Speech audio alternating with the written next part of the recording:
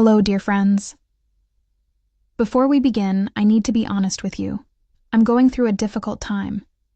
YouTube demonetized my channel, and I'm worried about the future of this work I love so much. But I won't give up on you. That's why I created a page on Buy Me a Coffee. You can help with donations, any amount, or a monthly subscription that gives you access to exclusive videos. If a subscription doesn't fit your budget, don't worry. Any support means the world to me. The link is in the description. Now, let's get to today's story. The espresso machine hissed behind me, steam rising in curls that smelled of burnt coffee and broken dreams. I wiped down the same spot on the counter for the third time, my lower back protesting with each circular motion. 5 months pregnant, and pulling double shifts at Margaret's cafe wasn't exactly how I'd imagined my life would turn out. But here I was, aproned and exhausted, trying not to think about the doctor's bill sitting unpaid on my kitchen table. "Kate, table 6 needs a refill," Lucy called from across the cafe, balancing 3 plates along her forearm with practiced ease. "And that guy at the window booth keeps checking his watch. Pretty sure he's waiting for someone," I nodded, grabbing the coffee pot with hands that had developed calluses in places I didn't know skin could toughen. The afternoon light filtered through Margaret's vintage lace curtains, casting patterns across worn wooden tables that had seen better decades. This place was caught in time, somewhere between shabby and charming, depending on how generous you felt. Today, exhausted and swollen-ankled, I wasn't feeling generous. The man at table 6 barely glanced up as I topped off his cup. Another businessman, another expensive watch, another person whose world I cleaned up after but never truly touched. I'd gotten good at being invisible. It was safer that way. "You look tired, honey," Margaret said, appearing at my elbow with that concerned expression she'd worn more frequently lately. Her silver hair was pinned back in its usual neat bun, and her eyes held the kind of knowing that came from running a neighborhood cafe for 30 years. "Why don't you take your break? That date of yours should be here any minute." My stomach nodded. The blind date. Jennifer from the morning shift had set it up with her cousin, insisting I needed to get back out there after everything that had happened. She didn't know the whole story. Nobody did. Nobody could. "I'm fine, Margaret, really." I smoothed my apron over the small bump I'd been hiding under loose clothing and strategic positioning behind counters. Just a few more orders to clear. The bell above the door chimed, and I turned automatically, years of service industry conditioning. A man entered, brushing rain from his shoulders. Medium height, pleasant face, slightly receding hairline. Bradley Thompson. My date. Right on time, dressed in business casual that screamed middle management and safe choice. He smiled when he saw me, the kind of smile that tried too hard. "Kate?" "That's me." I managed to smile back, untying my apron. "Give me just a second to clock out." "No rush. I'll grab that table by the window." I watched him settle into the booth, already pulling out his phone, and felt absolutely nothing. No flutter, no anticipation, just the dull acceptance of going through motions because that's what normal people did. Normal people went on dates. Normal people didn't spend their nights lying awake, wondering if the father of their child would ever stop looking for them. "He seems nice," Lucy whispered, grinning. "Very employed, very punctual, very not crazy." "The bar's that low, is it?" "For you? After everything? Yeah, it is." I clocked out and joined Bradley at the table, sliding into the seat across from him. Up close, I could see the effort he'd put in. Fresh haircut, cologne that wasn't overwhelming, nails trimmed. He'd tried. That should have meant something. "So," he began, setting his phone face down on the table. "Jennifer tells me you've been in the city for about 6 months?" "Around that, yes." I kept my answer vague, the way I'd learned to keep everything vague. "How about you?" "Born and raised here. Work in finance, nothing too exciting. I manage portfolios for a mid-size firm downtown." He paused, waiting for a reaction I didn't have the energy to perform. Jennifer mentioned you worked here at the cafe. Is that, what you've always done? There it was. The polite way of asking if I had ambition, if I was worth his time. I'd had a career once, a life, a penthouse view, and a closet full of clothes that cost more than I now made in 3 months. But that was before I understood what kind of man Anthony Roberts really was. It pays the bills, I said simply. Bradley nodded, clearly trying to find common ground. That's honest work. I respect that. You know, my mother always says... The bell above the door chimed again. I didn't look up immediately. I was focused on Bradley's face, on maintaining the expression of polite interest that first dates required. But something changed in the air of the cafe. A shift, subtle but unmistakable, like the pressure drop before a storm. Lucy's voice faltered mid-sentence as she took an order at the counter. Margaret's hand stilled on the espresso machine. Even the background murmur of conversation seemed to quiet, as if the very walls recognized the presence of someone who commanded silence without asking for it. Kate? Bradley's voice sounded distant, muffled, because I'd made the mistake of looking toward the door. He stood in the entrance of Margaret's cafe like a wolf that had wandered into a henhouse, 6 feet of controlled power in a charcoal suit that probably cost more than my car. Anthony Roberts. The same sharp jaw, the same dark eyes that could switch from warm to ice in a heartbeat, the same way of standing that suggested he owned whatever room he occupied. Our eyes met across the length of the cafe. 7 months. I'd had 7 months of freedom, of building a quiet life where I could breathe without feeling his shadow. 7 months of telling myself I'd been smart, that I'd covered my tracks, that he'd moved on to easier prey. 7 months of lying to myself. Kate?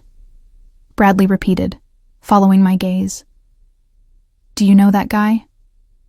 Anthony's expression remained neutral, but I knew him well enough to read the microscopic changes, the slight tightening around his eyes, the way his hand flexed once at his side before going still. He'd found me.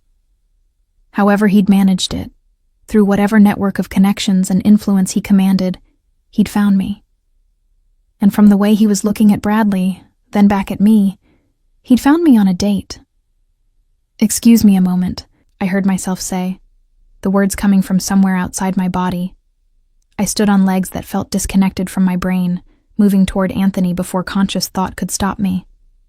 Maybe I could intercept him, convince him to leave, protect Bradley from getting caught in whatever storm was about to break. I made it 3 steps before Anthony crossed the remaining distance in long, purposeful strides. Katerina. My full name, spoken in that low voice that used to make me shiver for entirely different reasons. We need to talk. This isn't the time, I said quietly, acutely aware of every eye in the cafe watching us. Margaret had stopped pretending to work the espresso machine. Lucy stood frozen with a coffee pot in hand. Bradley had risen from the booth, confusion and something harder, possessiveness maybe, crossing his face. Is everything okay here? Bradley called out, taking a step toward us. Anthony's gaze shifted to him, and I watched Bradley's confidence falter under the weight of it. There was something about Anthony that people could sense, even those who didn't know his name or his business. A predator's energy, barely leashed.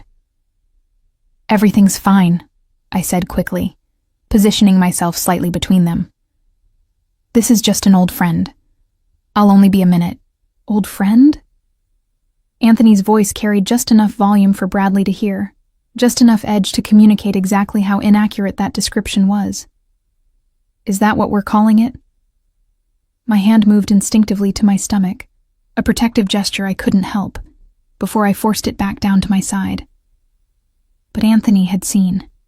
His eyes tracked the movement, and something shifted in his expression. Not softening, exactly, but focusing with an intensity that made my breath catch. Outside, I said firmly. Now. To my surprise, he nodded once and turned toward the door.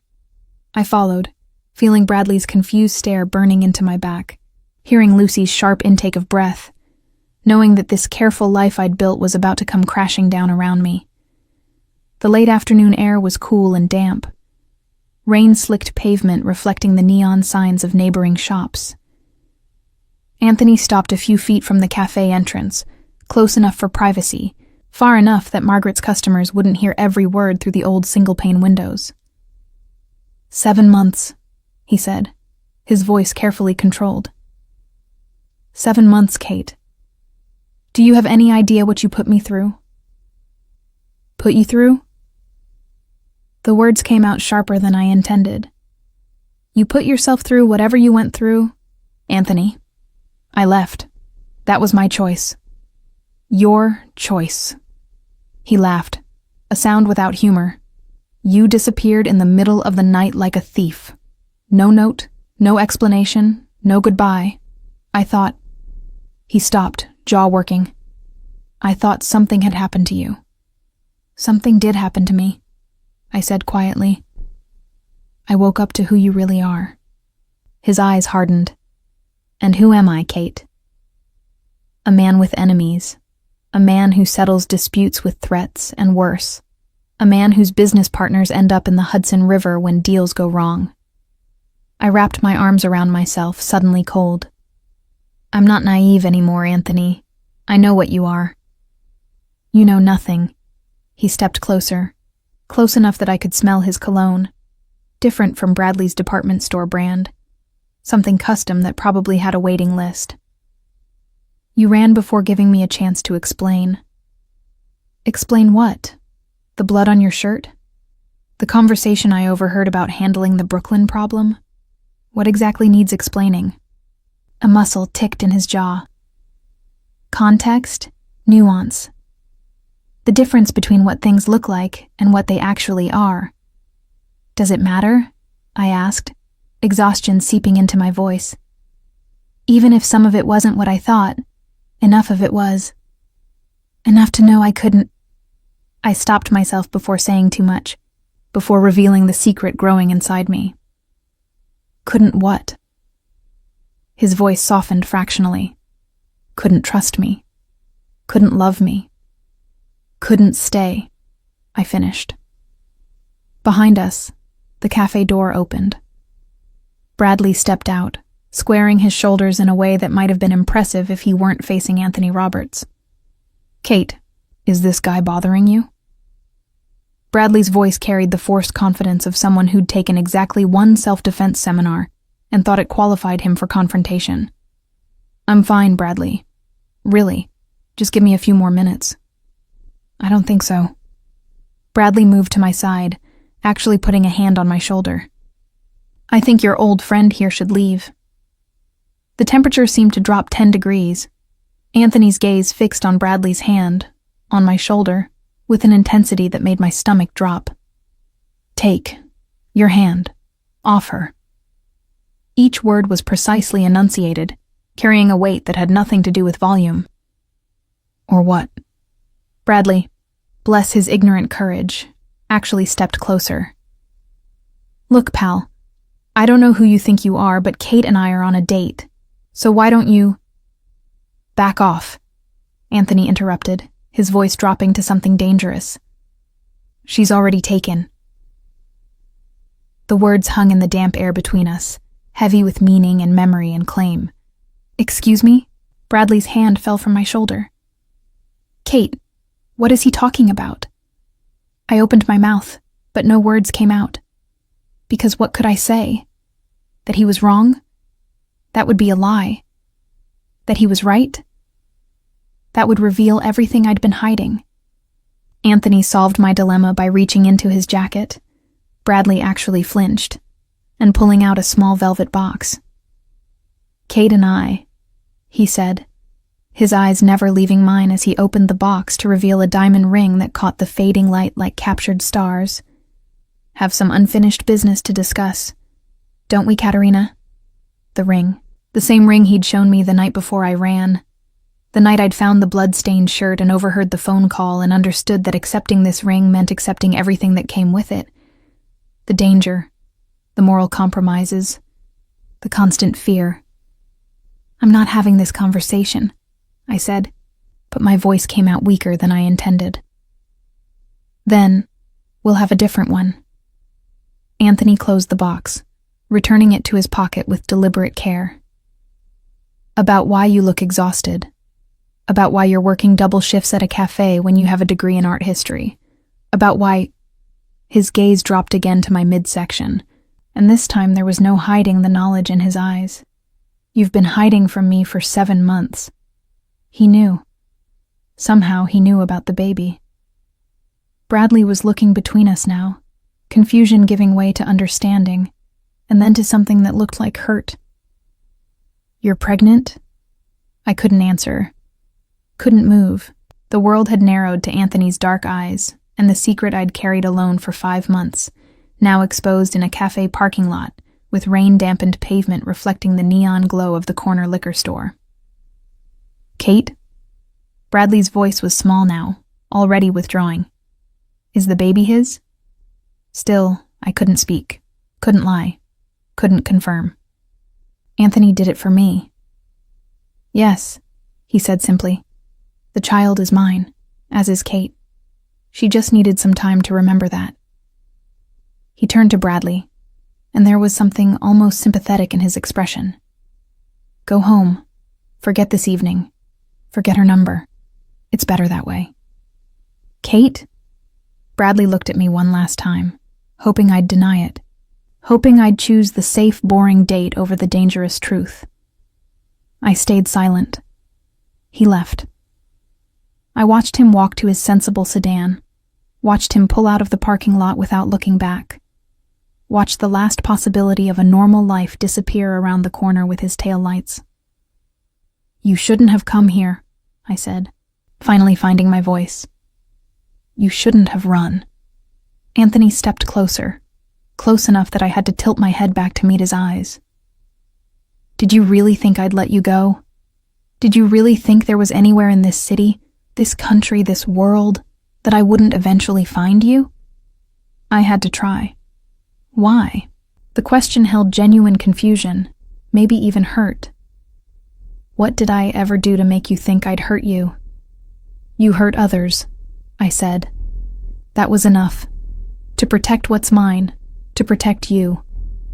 His hand rose, hesitated, then settled gently on my shoulder where Bradley's had been. Do you know how many enemies I've made? How many people would love nothing more than to get to me through you? Running away didn't keep you safe, Kate. It put you in more danger. I've been fine. You've been working yourself into the ground while carrying my child. His voice roughened. That's not fine. That's not even close to fine. Through the cafe window, I could see Margaret and Lucy trying to look busy, while obviously watching our every move. Other customers had their phones out. Someone was probably already posting about the scene to social media, spinning their own narratives. I can't do this here, I said. Then come with me. We'll talk somewhere private. So you can lock me in another penthouse? So I can make sure you're taking care of yourself. His hand moved from my shoulder to cup my face, thumb brushing my cheekbone with a gentleness that didn't match his reputation. Look at you. When did you last sleep a full night? When did you last eat something that wasn't leftovers from the cafe? Tears threatened, born from exhaustion and hormones, and the terrible relief of not carrying this alone anymore, of someone else knowing, even if that someone was the man I'd run from. Why do you even care? I whispered. You could have anyone. Someone from your world. Someone who wouldn't run, wouldn't question, wouldn't... But I don't want anyone, he interrupted. I want you. I've always wanted you. From the moment you corrected my art history at that gallery opening, when you had no idea who I was and didn't care about impressing me. I want the woman who argued with me about Caravaggio's use of light, who made me laugh, who saw me as Anthony, not Anthony Roberts. His forehead touched mine. I want the mother of my child, my family. Your family comes with conditions I can't accept. Then we'll negotiate.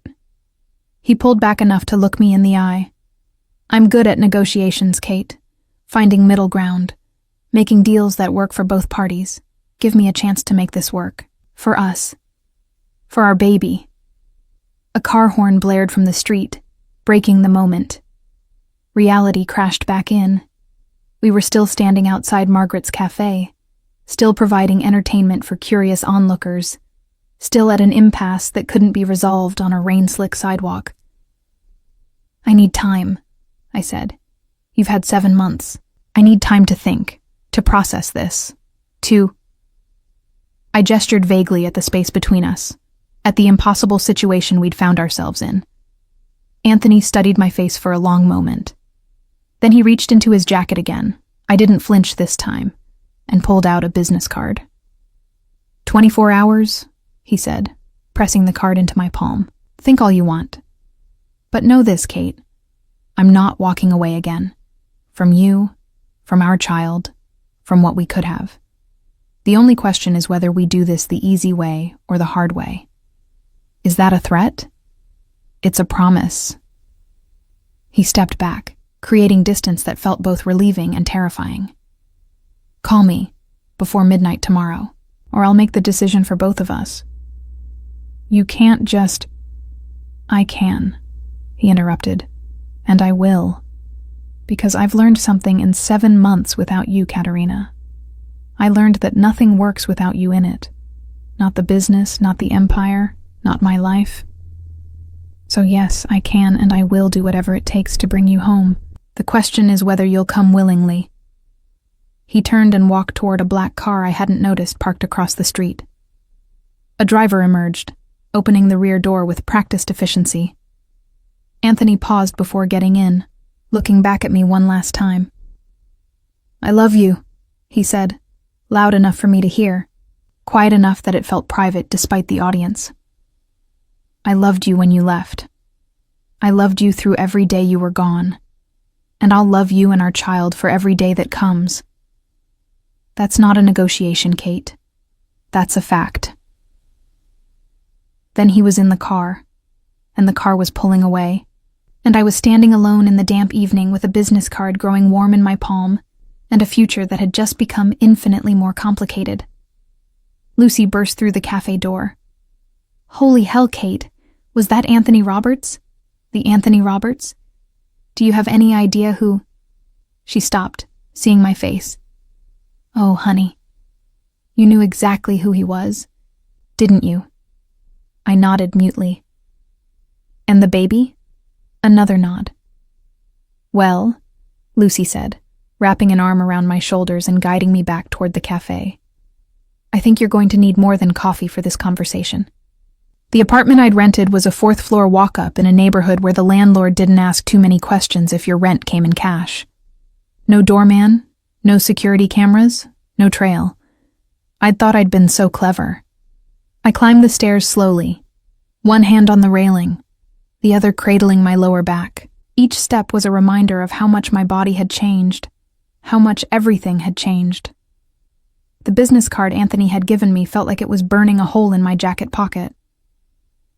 Mrs. Wilson? I froze on the 3rd-floor landing. An elderly woman stood in her doorway, the one who always smiled at me in the hallway, but whose name I'd deliberately never learned. Getting close to neighbors meant questions, conversations, connections I couldn't afford. Yes? There were some men here earlier, looking for you. Her face creased with concern. Very polite, very well-dressed, but something about them made me nervous. I told them I didn't know which apartment was yours. My heart stuttered. Thank you. I appreciate that. Are you in some kind of trouble, dear? Because if you need help, my son is a police officer. I'm fine, I lied, already moving past her toward the next flight of stairs. Just an ex-boyfriend who won't take no for an answer. Nothing I can't handle. But my hands shook as I unlocked my apartment door. How long had Anthony known where I lived? Had he been watching, waiting, gathering information before making his move? The thought of his men here, in my building, talking to my neighbors, made my skin crawl.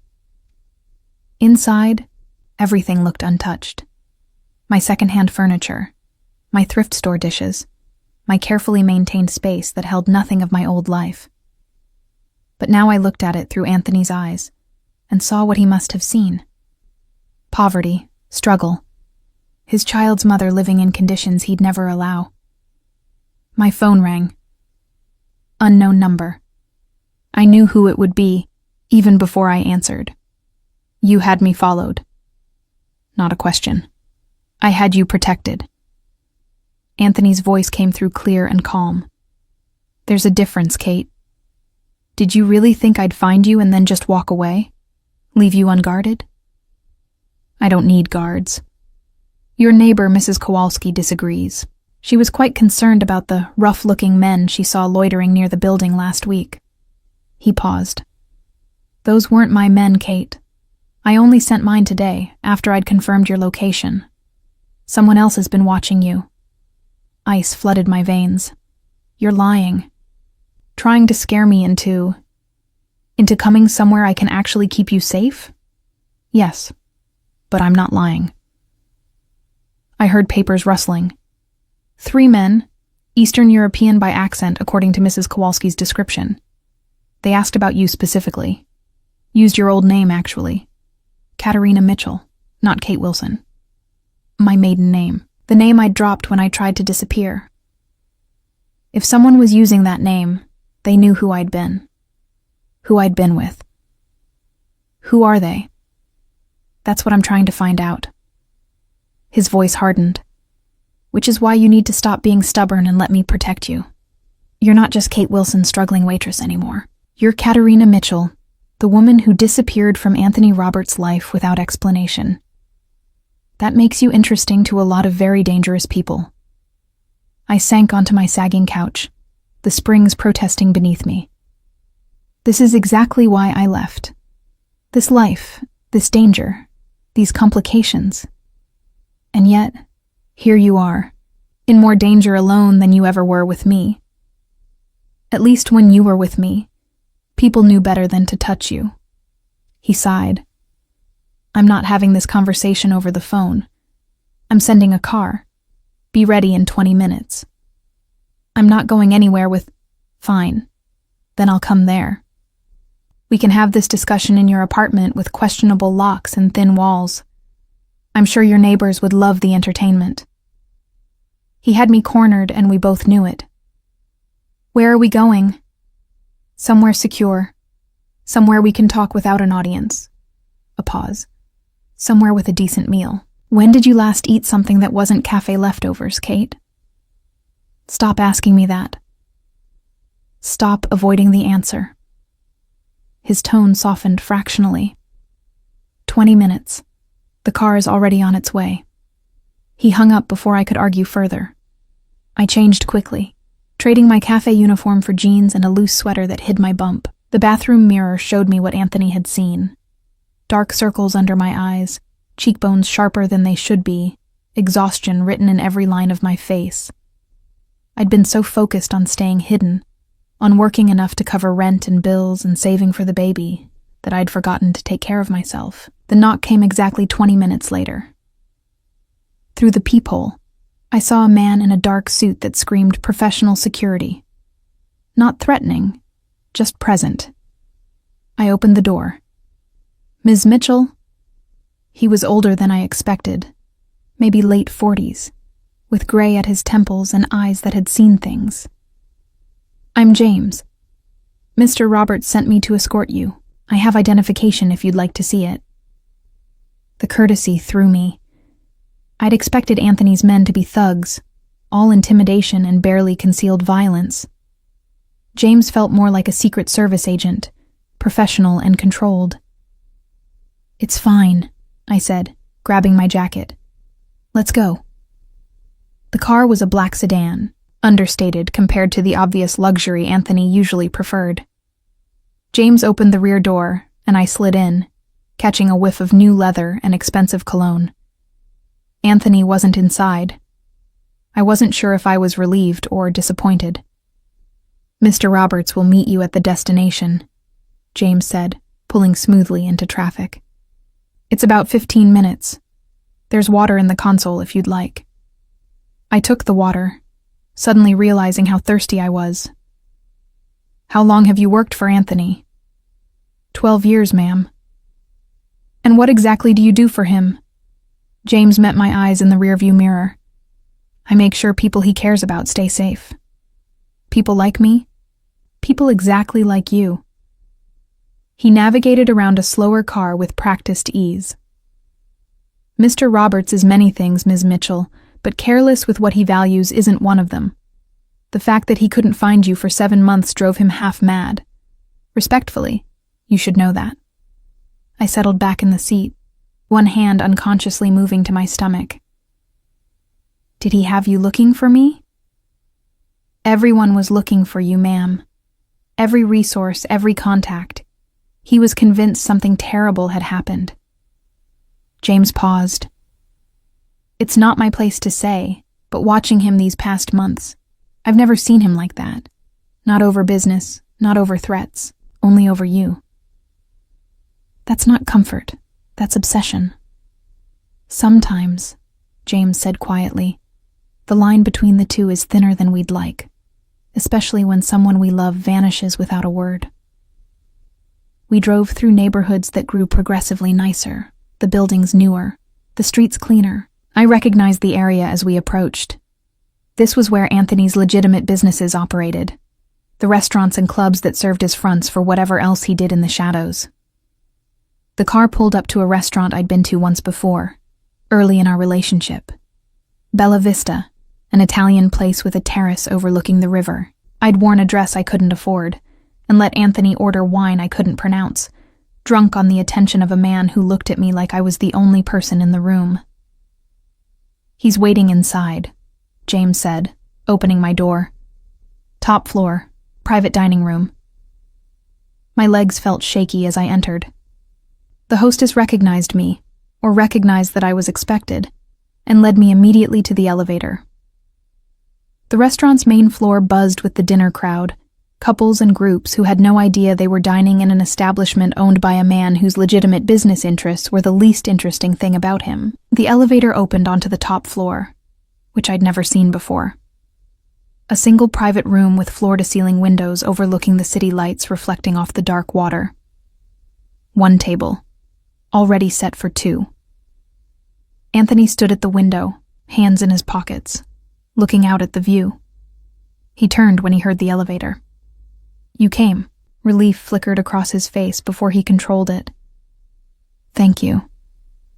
Did I have a choice? You always have a choice, Kate. I might not like your choices, but you have them. He gestured to the table. Sit, please. You must be exhausted. I was, and the chairs looked a lot more comfortable than anything in my apartment. I sat, and immediately a waiter appeared. Not the casual server from downstairs, but someone who moved with the discretion of long practice in serving people who valued privacy. The doctor recommended menu, the waiter said, placing dishes in front of me without asking what I wanted. Protein-rich, with the supplements she suggested. I stared at the food. Grilled chicken, roasted vegetables, a side of pasta that smelled like heaven. Then at Anthony. What doctor? He took the seat across from me. The one I've had reviewing your medical records from the clinic you've been attending. Don't look at me like that. Your prenatal care has been minimal at best, Kate. Someone needed to make sure you and the baby are getting what you need. You can't just... My medical records are private. HIPAA has exceptions when creative pressure is applied. He picked up his wine glass, then set it down again, as if remembering I couldn't drink. Eat. We'll argue after you've had some real food. The smell was making my mouth water despite my anger. I picked up my fork, telling myself it was for the baby, not because Anthony was right. He watched me eat for a moment, then spoke quietly. You're anemic. Did you know that? Low iron, low B12. The doctor says you're probably not taking the vitamins you need. Vitamins are expensive, and you've been choosing between them and rent. It wasn't a question. Kate, why didn't you... He stopped, jaw working. Why didn't you come to me when you found out you were pregnant? Because I'd already left. Because I knew what you'd do. What would I do? He leaned forward. Tell me what you think I'd do. This. I gestured at the restaurant, the food, the entire situation. Take over. Make decisions for me. Trap me with concern and resources and making it impossible to say no. Would it be so terrible? His voice was quiet. Being cared for? Having help? Not doing this alone? The food blurred as tears threatened. Pregnancy hormones, I told myself. Just hormones. Not the terrible ache of relief at having someone else shoulder even a fraction of the burden. I can't be who you need me to be, I said. I can't live in your world, Anthony. I can't accept what you do, who you are. Who I am, he interrupted, is someone who loves you. Everything else is negotiable. Everything else is who you are, the business, the empire, the things you do to maintain it. That's not separate from you. It's part of you. He stood, moving to the window, his back to me. My father built this organization from nothing. Came over from Ireland with nothing but anger and ambition, carved out a place in a city that didn't want him. He taught me that power is the only thing that keeps you safe, that respectable society will always look down on people like us, unless we make them too afraid to do it. I'd heard pieces of his history before, but never this. Never the anger underneath the control. When he died, Anthony continued, I inherited everything, the businesses, the connections, the enemies. I was 23 years old and suddenly responsible for 200 people's livelihoods, their families, their futures. You know what I learned? What? That my father was both right and wrong. Power does protect you, but fear only takes you so far. Respect, real respect, comes from being someone people want to work with, not just someone they're afraid to cross. He turned to face me. I've spent 10 years legitimizing this organization, Kate, moving money into legal ventures, cutting ties with the worst elements, building something my children could be proud of. Your children. I placed a hand over my stomach. You've thought about this. About a family.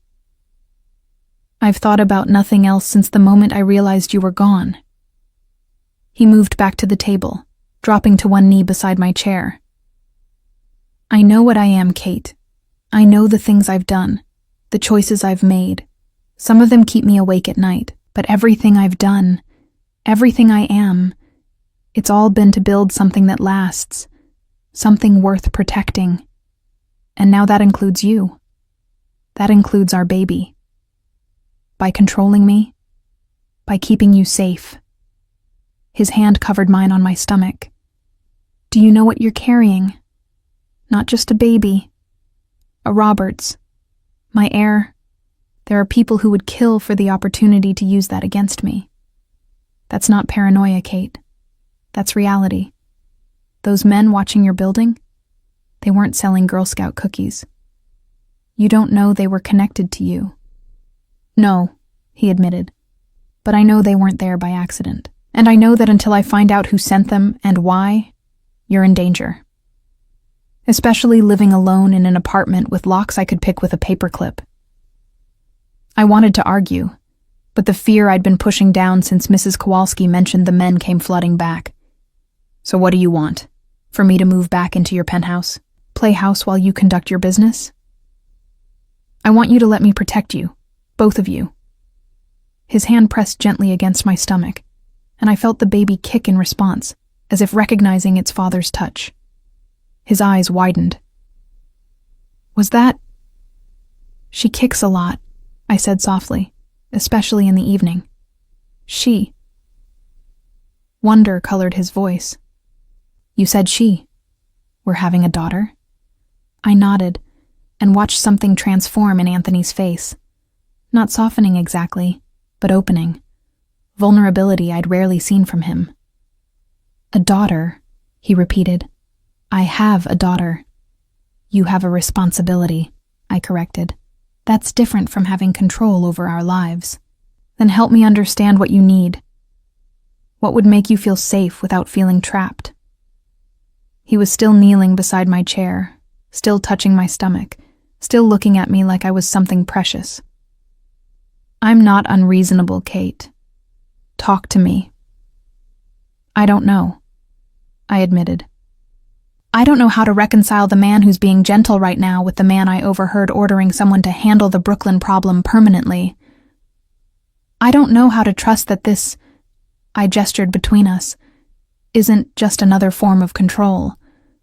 The Brooklyn problem, he said slowly, was a real estate developer trying to force elderly tenants out of rent-controlled apartments using intimidation and violence. Handling it permanently meant buying the building and protecting the tenants. But you left before I could explain that. And the blood on your shirt? From breaking up a fight at one of my clubs, I got between two idiots with knives before someone got killed. He stood, frustration showing. I'm not a saint, Kate. I won't pretend to be. But I'm not the monster you've built in your head either. I'm a man trying to protect what's his while building something better for the next generation. Our generation. The waiter appeared, clearing plates with silent efficiency. When he left, Anthony poured himself a measure of whiskey from a decanter on the sideboard. I have a proposition, he said. Move into the guest house on my property. Separate entrance, separate space, your own domain. I won't enter without permission. You'll have security, medical care, everything you need, and time. Time for us to figure this out before our daughter arrives. And if I say no? He took a sip of whiskey, considering. Then I'll assign security to your apartment building. You'll notice them, your neighbors will notice them, and everyone will start asking questions you don't want to answer. You'll also find that your landlord suddenly becomes very interested in renovating your building, requiring all tenants to relocate temporarily, to places I control. That's not a choice. That's coercion. That's reality, he said flatly. I told you this afternoon. The question isn't whether I protect you. It's whether we do this the easy way or the hard way. I'd prefer easy, but I'm prepared for either. My phone buzzed. A text from Lucy. Are you okay? That guy looks serious. Do I need to call someone? I showed Anthony the text. People are worried about me. Then reassure them. Tell them you're safe, because you are. Safer with me than you've been in 7 months of hiding. He set down his glass. I know I'm backing you into a corner, Kate. I know this isn't how you wanted this to happen. But our daughter kicks in the evening. You're anemic and exhausted, and someone is watching your building with unclear intentions. I don't have the luxury of courting you slowly while pretending those things aren't true.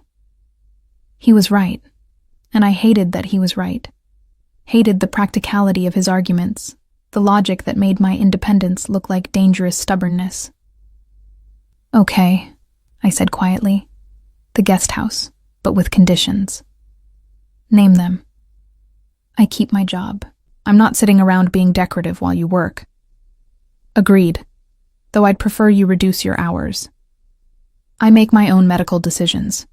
You can pay for the care, but you don't get to override my choices. Fair. And if I decide to leave after the baby is born, you don't stop me. You don't track me down again. You let me go. His jaw tightened, but he nodded. If, after our daughter is born, you genuinely want to leave, not out of fear, but out of honest desire for a different life, I'll let you go. But I'll still be in my daughter's life, Kate. That's non-negotiable. It was more than I'd expected, less than I wanted. Exactly the kind of compromise Anthony excelled at, giving me what I'd asked for while ensuring he still got what he needed. When would I move? Tonight, tomorrow morning at the latest. He saw my expression. The guest house is ready. Has been for 2 months since I confirmed you were in the city. I was always going to find you, Kate. This was always going to happen. The only variable was how much time you'd waste fighting the inevitable. The arrogance should have angered me. Instead, I felt a strange exhaustion, The kind that came from carrying a weight alone for too long and finally having someone else shoulder part of the burden. I need to tell Margaret I'm leaving the cafe. You're not leaving. You're reducing hours. There's a difference. He pulled out his phone. I'll have James take you back to pack. You don't need to bring furniture. The guest house is furnished. Just personal items, clothes, whatever makes you feel at home. This is happening very fast. It's been happening for 7 months, he corrected. I'm just accelerating the conclusion. He stood, offering his hand. Come on. Let's get you settled before you fall asleep on your feet. I took his hand, letting him pull me up. For a moment we stood close, his hand still holding mine, and I remembered what it felt like to be with him, the safety, the intensity, the sense that nothing could touch me when I was under his protection. This doesn't mean I forgive you, I said. Forgive me for what? Finding you? Wanting to take care of you? For being who you are, for making this complicated. His other hand came up to cup my face, thumb brushing my cheek. Life is complicated, Kate. People are complicated, but some things are simple. I love you. I love our daughter. And I will move heaven and earth to keep you both safe. Everything else we'll figure out as we go. He leaned in slowly, giving me time to pull away. I didn't. His lips brushed mine, soft and careful, a question more than a claim. When he pulled back, his eyes searched mine. 24 hours, I said. You've made your decision in 4. I'll take that as progress. Don't get cocky. Too late. He smiled, the first genuine smile I'd seen from him all evening. I've got you back. I'm allowed to be a little cocky. The drive back to my apartment felt different than the drive to the restaurant. James still drove with professional efficiency, but now I was seeing the route differently. Not as an abduction, but as a transition. One life ending, another beginning. Whether that was freedom or a different kind of trap, I'd have 7 months to find out. The guest house wasn't what I expected. I'd pictured something small, maybe charming in a deliberately rustic way, the kind of space wealthy people created to feel bohemian without actually experiencing discomfort. What I got instead was a 2-story cottage that looked like it belonged in the English countryside, complete with climbing roses and mullioned windows that caught the morning light. It was my mother's studio, Anthony said, watching me take it in from the circular driveway. She painted, watercolors mostly. After she passed, I couldn't bring myself to change it much. I'd never heard him mention his mother. In all our time together, he'd spoken of his father's legacy, the empire he'd inherited, but never the woman who'd raised him. When did she die? 6 years ago, cancer. His voice was carefully neutral, the way it got when he was controlling emotion. She would have liked you. She always said I needed someone who'd argue with me about art instead of just agreeing to look cultured. James appeared with my 2 suitcases. Everything I owned that mattered fit in 2 bags. A thought that should have been depressing, but instead felt liberating. Start fresh. Build something new. I'll leave you to settle in, Anthony said. The kitchen is stocked. Wi-Fi password is on the counter. If you need anything, there's an intercom system that connects to the main house. He paused at the door of the car that would take him back to whatever business demanded his attention. I meant what I said about space. This is your domain. I won't intrude. Thank you. He nodded, then hesitated. There's a doctor's appointment scheduled for tomorrow morning, 10 o'clock. Dr. Sarah Harrison. She specializes in high-risk pregnancies. I'm not high risk. You're anemic, underweight, and under stress. That makes you higher risk than I'm comfortable with. His tone left no room for argument. James will drive you. I'll be there. But only if you want me to be. The offer surprised me. I'd expected demands, not requests. I'll think about it. Fair enough. He slid into the car, but before James could close the door, he looked back at me. Kate, I'm glad you're here. I'm glad you're safe. Whatever else happens, remember that." Then he was gone, and I was alone in a guest house that cost more than most people's actual houses, surrounded by someone else's carefully curated version of comfort. Inside, the space was both museum and home. His mother's paintings still hung on the walls, watercolors of the estate grounds, portraits of a young Anthony that showed the boy before he became the man, landscapes of Ireland that must have meant something to her. Her brushes still sat in ceramic holders by the north-facing windows. Her books lined the shelves, spines creased from reading. It should have felt invasive, living among a dead woman's things. Instead, it felt like being trusted with something precious. The bedroom upstairs had been updated, a new bed, fresh linens, a closet that had been cleared for my use. But the original furniture remained: a writing desk with carved legs, a vanity with an oval mirror, a rocking chair positioned by the window that overlooked the gardens. I sat in the rocking chair, one hand on my belly, and let myself cry for the first time in months. Not from sadness exactly, but from the overwhelming release of tension I'd been holding. Here, I didn't have to pretend to be fine, didn't have to smile through exhaustion or hide my condition, or calculate every penny. Here, I could just be. My phone rang. Lucy. "Okay, I've given you 12 hours to process," she said, without preamble. "Now tell me what the hell is going on. Who was that man? Are you safe?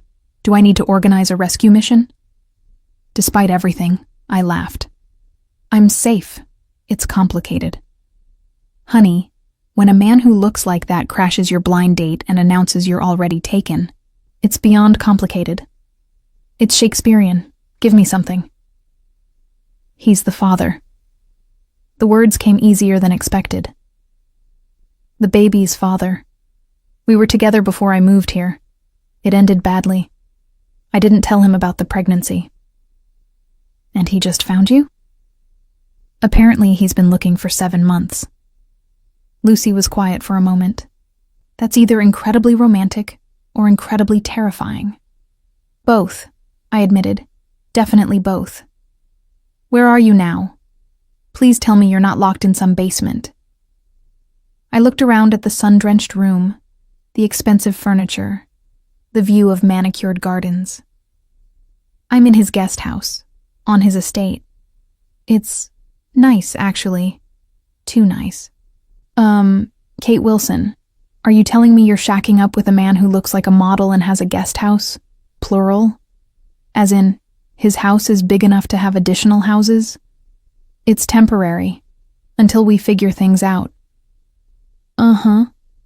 And how does Bradley fit into this picture? Bradley. Poor, boring, safe Bradley who just wanted a normal date with a normal woman, and instead got caught in whatever drama I'd been running from. Bradley doesn't fit. That's kind of the point. "You could have told me," Lucy said quietly. "About the baby, about the father, about being in trouble. I would have helped." "I know. I'm sorry. I just needed to handle it myself for a while. And now? Now I'm letting someone else help. We'll see how long it takes before I regret it." After we hung up, I explored the rest of the guest house. The kitchen was indeed stocked. Not just basics, but the specific things I'd been craving. Strawberries, good bread, the particular brand of herbal tea that helped with nausea. Someone had been paying attention, cataloging my preferences. The thought should have creeped me out. Instead, I found myself eating strawberries at the kitchen counter, appreciating the simple pleasure of good food I hadn't had to budget for. A knock at the door interrupted my third strawberry.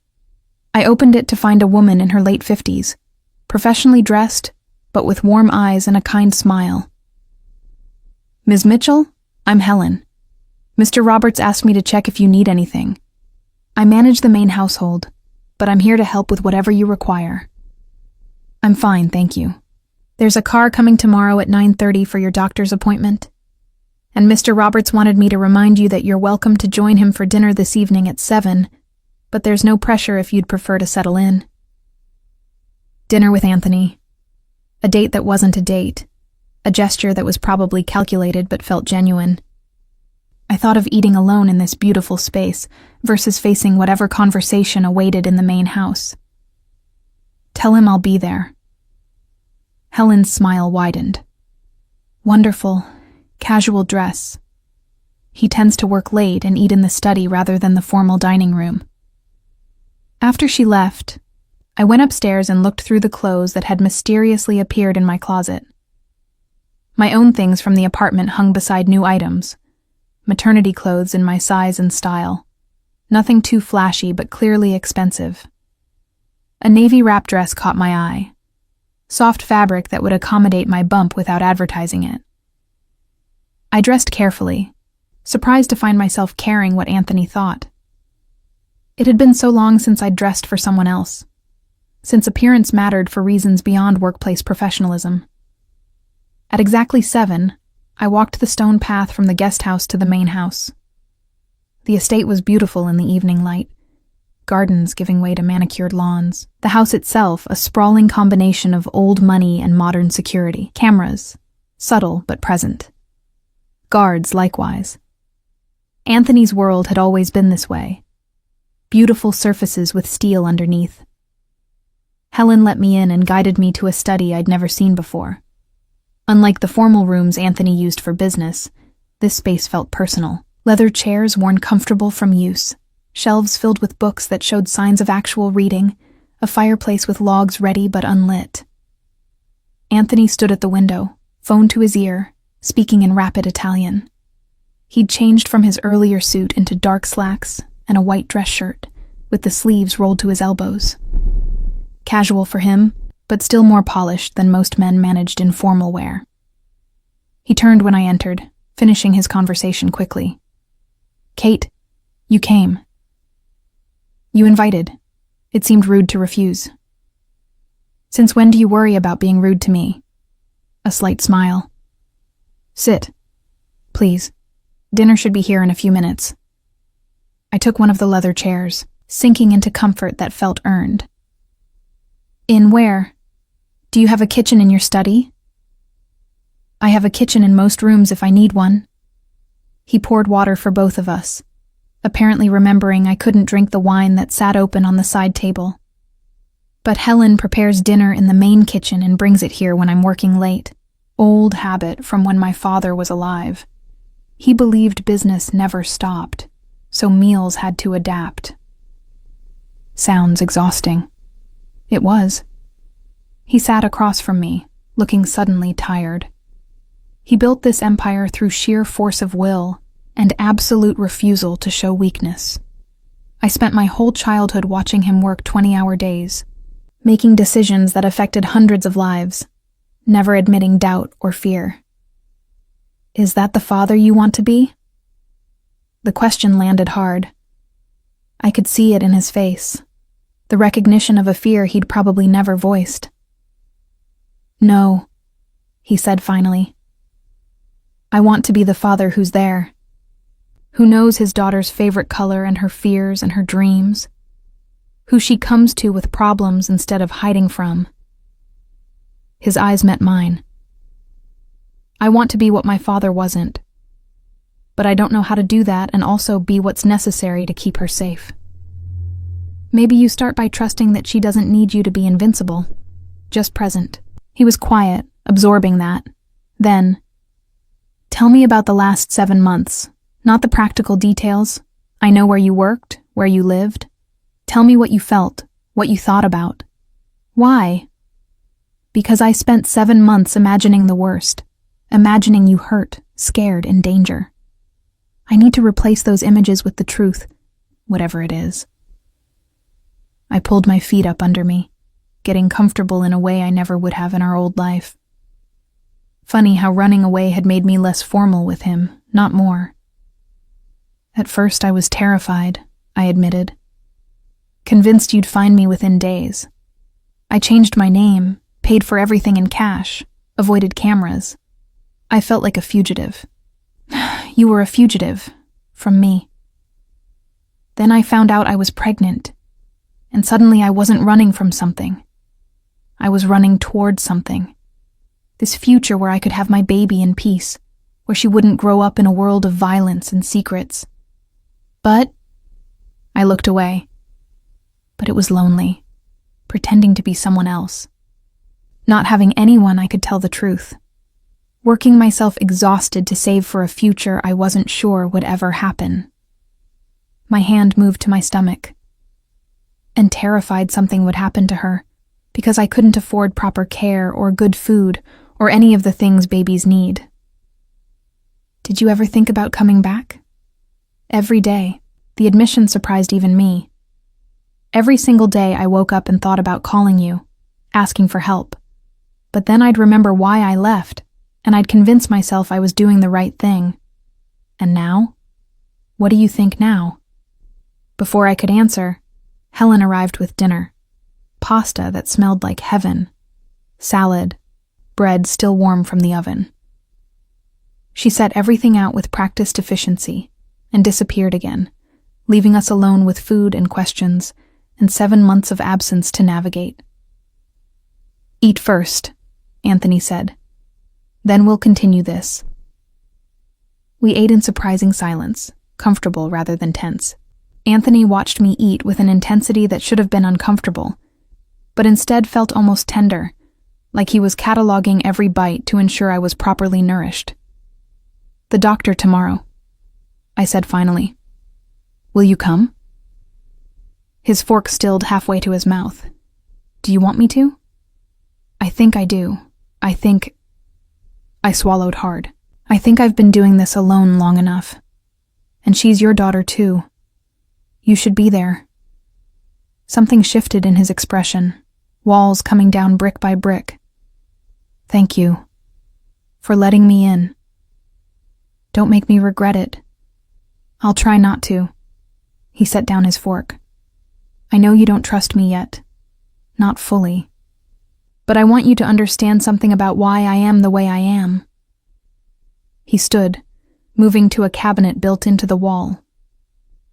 From it, he pulled a folder, worn at the edges from handling. He set it in front of me. "What's this?" "The reason I can't just walk away from the business. The reason I take security seriously.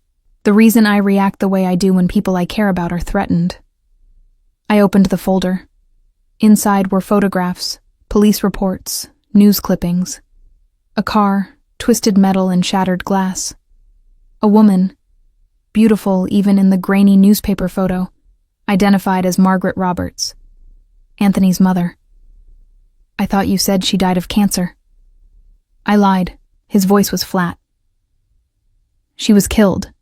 Someone planted a bomb in her car meant for my father. She was collateral damage in a war between organizations. An innocent woman murdered because someone wanted to hurt my father and didn't care who else got destroyed in the process." I looked at the photos, the reports, seeing a young Anthony in one image, maybe 19 or 20, standing rigid in a dark suit at what must have been her funeral. "I'm so sorry."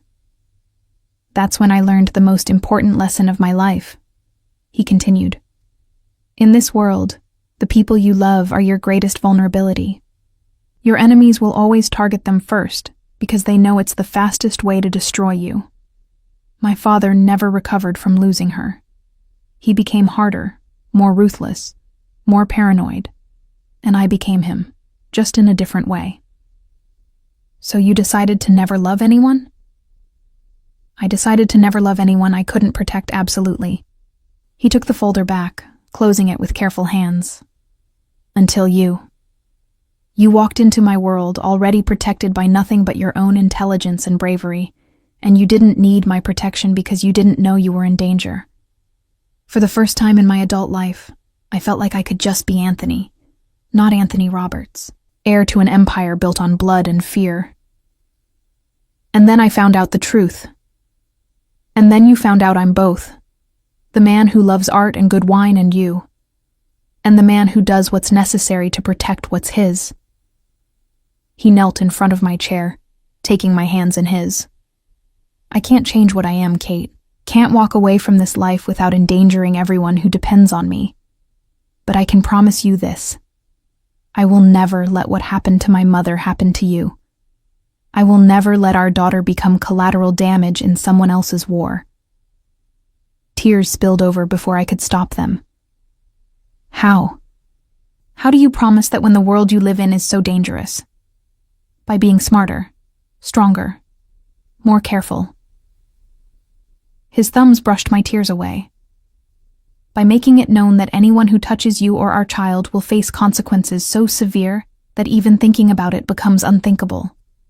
By building walls so high and deep that no threat can reach you. That's not living, Anthony. That's existing in a fortress. Then help me find another way. His voice cracked slightly. Because I don't know how to do this differently. I don't know how to love you without trying to protect you absolutely. Show me how to give you freedom without dying of fear that something will happen to you.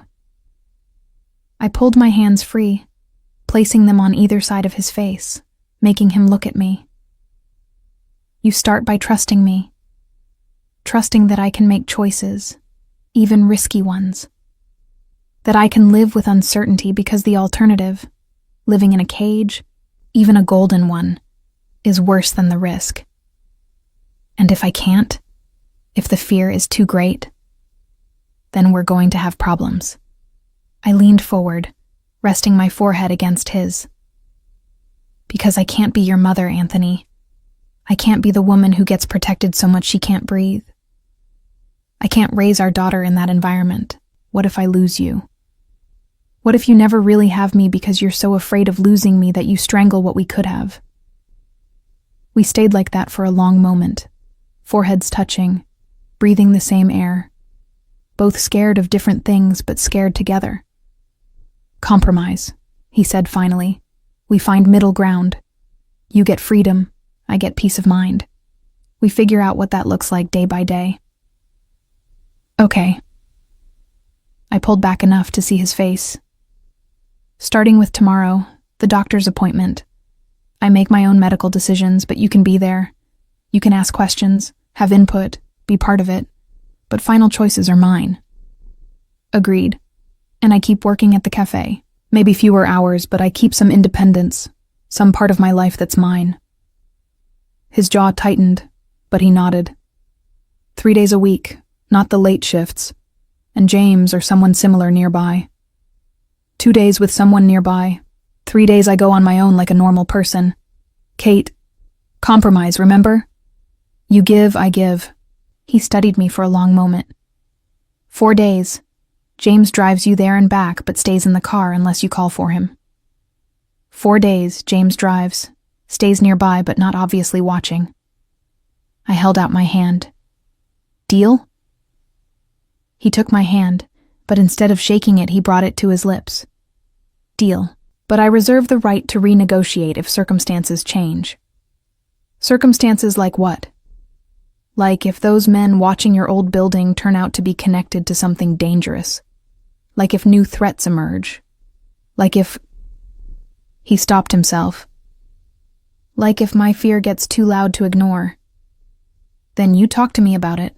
You don't make unilateral decisions and tell me it's for my own good. I'll try. You'll do better than try, or this won't work. A slight smile. There's the woman I fell in love with. I was wondering when she'd show up again.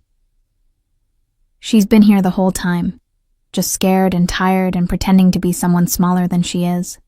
Anthony stood, pulling me up with him. Come on. There's something I want to show you before you go back to the guest house. He led me through the main house, rooms I'd seen before and rooms I hadn't, until we reached a door I'd never noticed. Behind it, a staircase led up to what must have been the attic. After you, he said. The space at the top of the stairs took my breath away. Someone had converted the entire attic into a studio. North-facing windows, proper lighting, easels and canvases, and every art supply imaginable. His mother's studio, recreated. When? I whispered. I started 2 months ago after I confirmed you were in the city. I thought... He ran a hand through his hair, suddenly uncertain. I thought if I could give you a space to create, a space that was yours, you might forgive me for everything else. I walked through the room, touching easels and brushes and paints that were mine before I'd even known they existed. An entire wall of canvases, stretched and primed and waiting. A comfortable chair positioned to catch the best light. A small table with books on technique and color theory. "You remember," I said, picking up one of the books, "that I wanted to paint. I mentioned it once, months ago. I remember everything you ever told me." He stayed by the door, giving me space to explore. "I remember you said art history was what you studied, but painting was what you loved. I remember you standing in front of a Rothko at the gallery and saying you wanted to understand color the way he did. I remember every conversation we ever had about beauty and meaning and what art does to the human heart." I turned to face him, this complicated man who'd built me a studio in his attic while simultaneously having me watched and tracked. "This is too much. It's not even close to enough." He moved into the room, standing beside me at the window that overlooked the gardens below. "I can't give you back the 7 months we lost. Can't undo the fear or the loneliness or the mistakes I made that drove you away. But I can give you this. Space to create, to think, to be yourself without me hovering. And maybe, if I'm very lucky, you'll let me watch you paint sometimes. See the world through your eyes instead of my own. You're trying very hard. I'm trying to keep you." He turned to face me. "I know the difference between forcing someone to stay and making them want to. I'm hoping this is the latter." I looked around the studio, at the care and thought put into every detail. Then at Anthony, standing in the fading evening light, looking simultaneously powerful and vulnerable. "Thank you," I said, "for this, for trying, for letting me have something that's mine. Always." He checked his watch. "It's late. You should rest. Big day tomorrow with the doctor. Will you walk me back to the guest house?" Surprise flickered across his face. Of course. We walked in comfortable silence through the cooling evening air, the estate peaceful around us. At the guest house door, he hesitated. "Can I—" He gestured vaguely. "Can I kiss you goodnight?" The request, not demand, made me smile. "Yes." He stepped close, one hand cupping my face, the other resting gently on the small of my back. His lips met mine softly, carefully. A question and an answer and a promise all at once. When he pulled away, he rested his forehead against mine again. "I love you," he whispered. "I've loved you through every moment of the last 7 months. I'll love you through every moment that comes." "I'm not there yet," I admitted, "but I'm trying to find my way back. That's enough. That's more than enough. One more soft kiss. Sleep well, Kate. I'll see you tomorrow." I watched him walk back to the main house, this man who was both my greatest fear and my strongest protection. Then I went inside, climbed the stairs to the bedroom with the rocking chair by the window, and let myself believe, just for tonight, that maybe this could work. Maybe love and fear could coexist. Maybe protection and freedom weren't mutually exclusive. Maybe, just maybe, we could build something new from the ruins of what we'd been. Tomorrow would bring new challenges. The doctor's appointment, continued negotiations, the ongoing question of trust and safety, and how to reconcile two very different visions of what our life together should look like. But tonight, I was safe, fed, warm, and for the first time in 7 months, not entirely alone. It would have to be enough. Dr. Sarah Harrison's office was nothing like the free clinic I'd been attending. Floor-to-ceiling windows overlooked a private garden, tasteful artwork lined the walls, and the waiting room furniture looked like it belonged in someone's living room rather than a medical office. "Ms. Mitchell." A nurse appeared, smiling warmly. "Dr. Harrison is ready for you. And Mr. Roberts, you're welcome to join her if she'd like." I looked at Anthony, who'd been sitting beside me in careful silence since James had driven us here. He wore another perfectly tailored suit, but I could see the tension in his shoulders, the way his hands kept flexing as if resisting the urge to reach for mine. "Come on," I said. Relief washed across his face as he stood and followed us back. Dr. Harrison was younger than I expected, maybe early 40s, with kind eyes and the sort of calm competence that made you instantly trust her. She shook both our hands with equal warmth. "Kate, Anthony, it's wonderful to meet you both. Let's get you up on the exam table and we'll see how baby is doing, shall we?" The examination was thorough in a way the clinic visits had never been. Dr. Harrison took her time, asking detailed questions about my symptoms, my energy levels, my nutrition. She listened to the baby's heartbeat with an expression of professional satisfaction, her hands gentle as she measured my stomach. "Baby sounds perfect," she announced. "Strong heartbeat, good positioning. You're measuring right on track for 22 weeks. She rolled her stool back, making notes on her tablet. "However, your labs from yesterday concern me. Your iron is significantly low, and your B12 is borderline. We need to address that immediately." "I've been taking prenatal vitamins," I said defensively. "Over-the-counter ones aren't always absorbed effectively, especially if you have underlying deficiencies." She pulled up images on her screen. "I'd like to start you on prescription supplements and possibly IV iron therapy, if the oral supplements don't improve things quickly enough. Low iron can lead to complications during pregnancy and delivery that we want to avoid." Anthony leaned forward. "What kind of complications?" "Increased risk of preterm labor, low birth weight, postpartum complications for mom." Dr. Harrison spoke directly to both of us, including him without diminishing my role. "All manageable with proper treatment, but treatment needs to start now." "Whatever she needs," Anthony said. "Cost isn't a factor." Dr. Harrison smiled. "So I gathered. I also want to discuss nutrition, sleep, stress management, all the things that impact pregnancy health beyond just medical intervention." She turned to me. "Tell me honestly, Kate, how are you feeling day to day?" The question, asked with genuine concern, broke through my defensive walls. "Exhausted, constantly. I work on my feet 4 or 5 days a week, and by evening I can barely keep my eyes open. And before the last few days, when you were still in your previous living situation?" I glanced at Anthony, who had gone very still. "Before, I was working 6 days, sometimes 7. Double shifts when I could get them. I needed the money for prenatal care," Dr. Harrison finished gently. "I understand. But that level of stress and exhaustion isn't sustainable or healthy. Your body is already working overtime growing a human. Adding that much physical labor on top of it, without adequate nutrition or rest, is a recipe for problems." "I didn't have a choice." "You do now," Anthony said quietly. "You don't have to work yourself to exhaustion anymore." Dr. Harrison looked between us, clearly picking up on the complexity of our situation.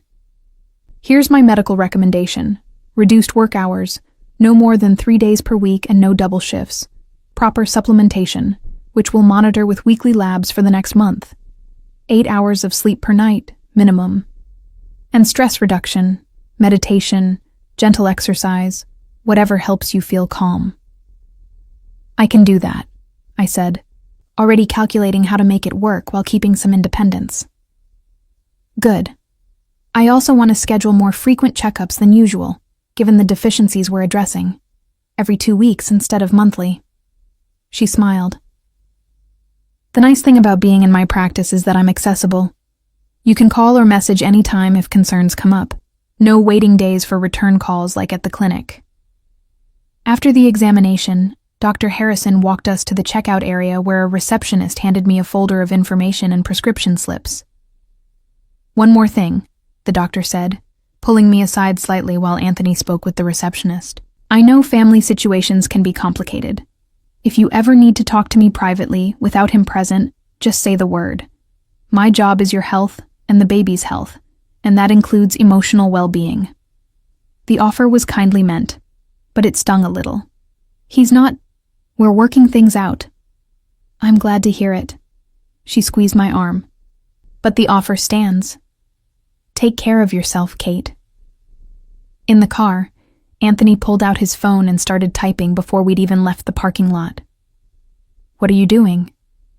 Messaging the estate manager, making sure your bedroom has blackout curtains for better sleep, ordering a new mattress that's better for pregnancy, arranging for the kitchen to stock the foods Dr. Harrison recommended. He looked up. Unless you'd prefer to handle it yourself? I thought about the relief of having someone else manage those details, then felt guilty for the relief. I can order my own food. I know you can, but you don't have to. He pocketed his phone. Remember what we discussed? Compromise?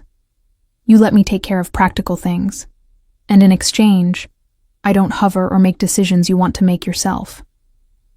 Is that fair to you? Fair to me would be moving you back into the penthouse where I can check on you every hour. A slight smile. This is compromise. James drove us back to the estate in comfortable silence. I watched the city give way to the suburbs, then to the more rural area where Anthony's property sprawled across acres of carefully maintained grounds. It still felt surreal, this life I'd stumbled back into. I need to make a call, Anthony said as we pulled up to the main house. Will you be okay getting back to the guest house on your own? I think I can manage the 50-yard walk, I said dryly. He smiled, that genuine smile I was seeing more frequently. I'll check on you later. Rest, Kate. Doctor's orders. I did try to rest, curling up on the comfortable sofa in the guest house with a book I'd found on the shelf. But my mind wouldn't settle. The doctor's appointment had made everything more real somehow. The baby wasn't just an abstract concept anymore, but a person we were both responsible for. A person who needed things I couldn't provide alone. A knock at the door interrupted my thoughts. Helen stood there with a younger woman I didn't recognize. Ms. Mitchell, this is Carla. She's a nutritionist who works with Dr. Harrison's practice. Mr. Roberts asked her to stop by to discuss meal planning. I stared at them. He hired a nutritionist? Just for a consultation, Carla said cheerfully. To make sure you're getting optimal nutrition for you and baby. It'll only take about 30 minutes if you're willing. What could I say? That I didn't want professional help ensuring my baby was healthy. I stepped aside and let them in. Carla was efficient and kind, asking about my food preferences and aversions, explaining what nutrients were most important at this stage of pregnancy, making notes about meal plans that the estate kitchen could prepare. It should have felt invasive. Instead, it felt like one more burden lifted. After they left, I called Lucy. Okay, so update, she demanded. How's life in the fancy guest house? Has he locked you in a tower yet? No tower. But he did hire a nutritionist to make sure I'm eating properly. That's actually kind of sweet, in a controlling rich person way. That's the problem, I admitted. Everything he does is this weird mix of genuinely caring and subtly controlling.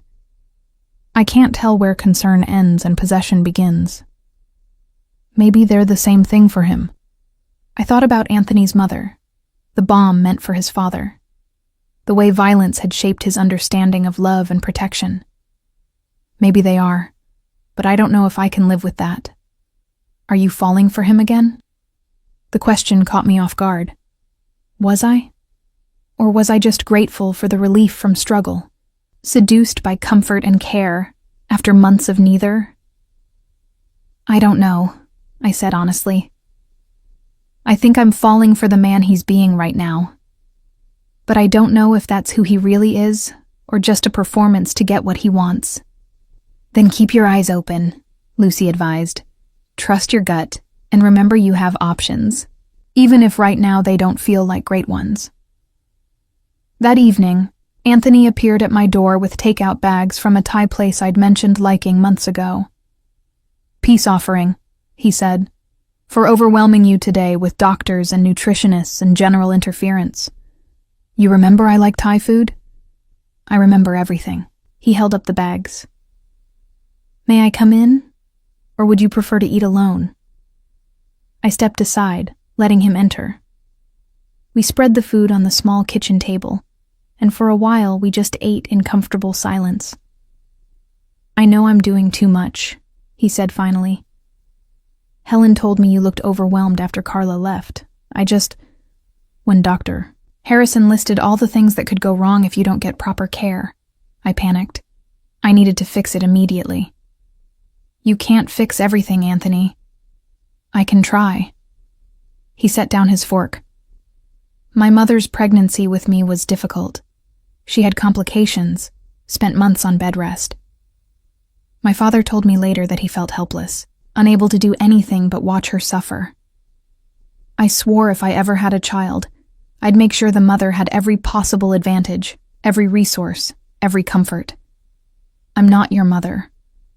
No, you're the woman I love who's carrying my daughter. That makes you infinitely more precious. He reached across the table, taking my hand. Tell me how to help without smothering you. Teach me how to care without controlling. Start by asking instead of arranging. Would you like a nutritionist? Instead of, here's a nutritionist I hired. He winced. Fair point. I'll work on that. And trust that I'm competent to make decisions. I kept myself and this baby alive for 7 months on my own.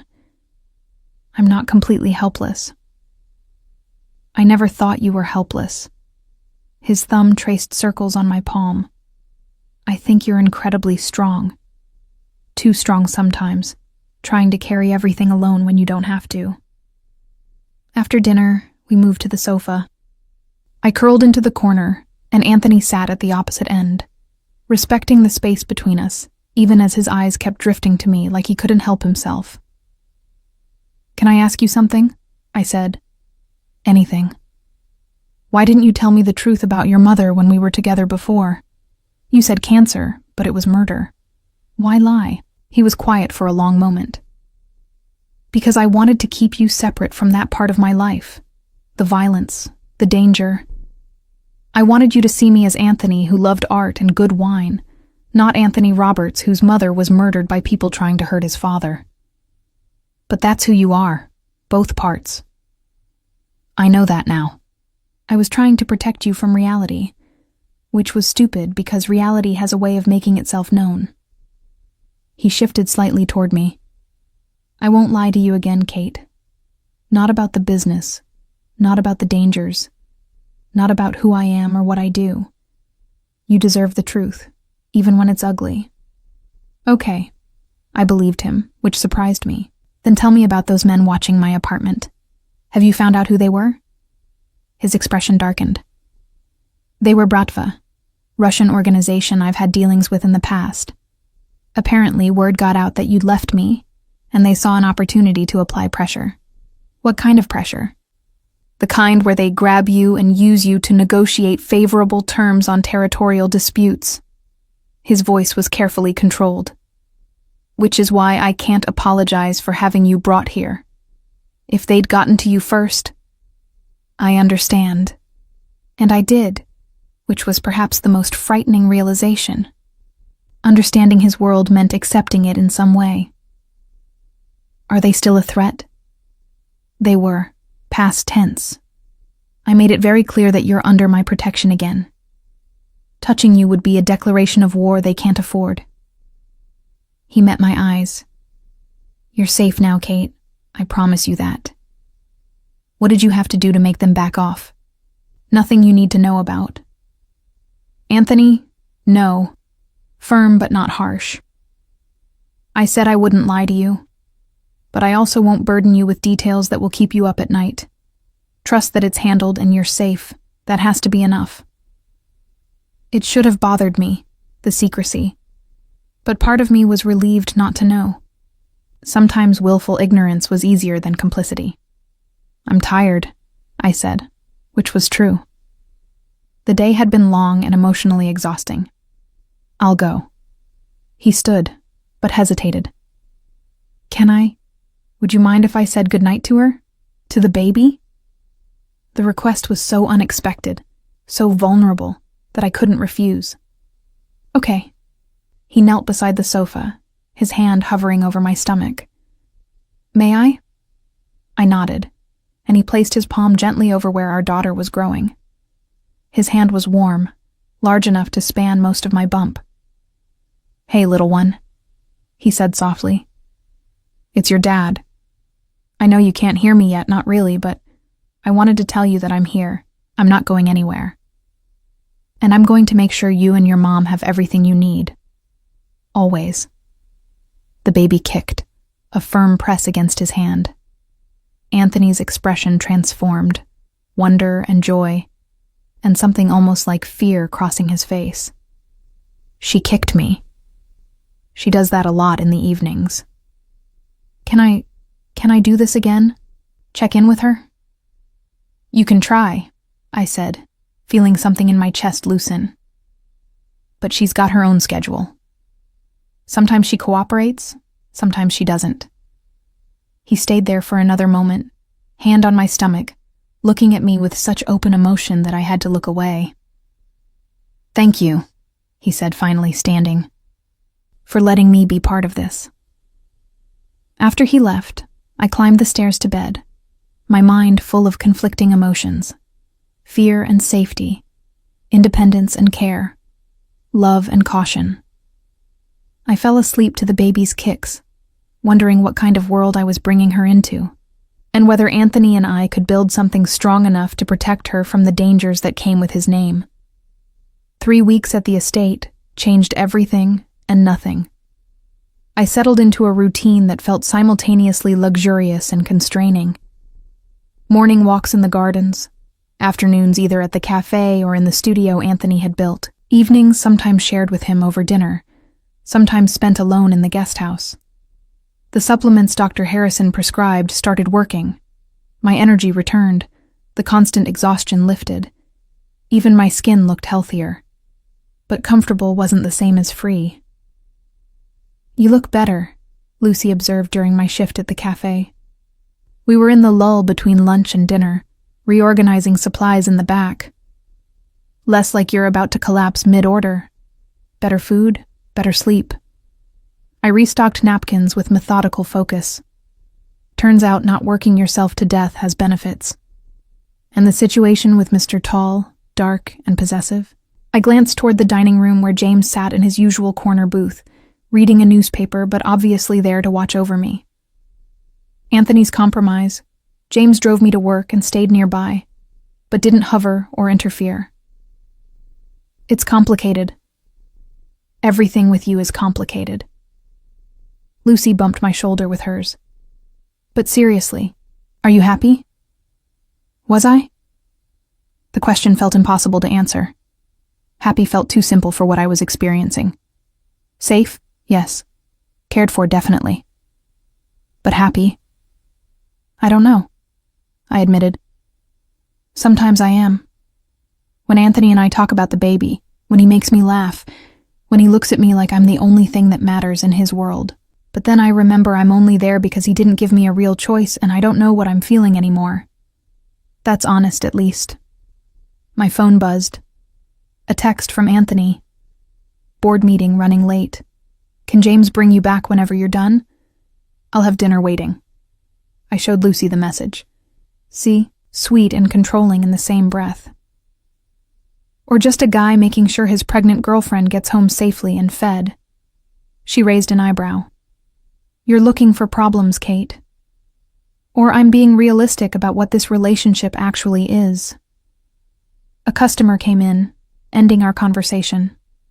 But Lucy's words stayed with me through the rest of my shift.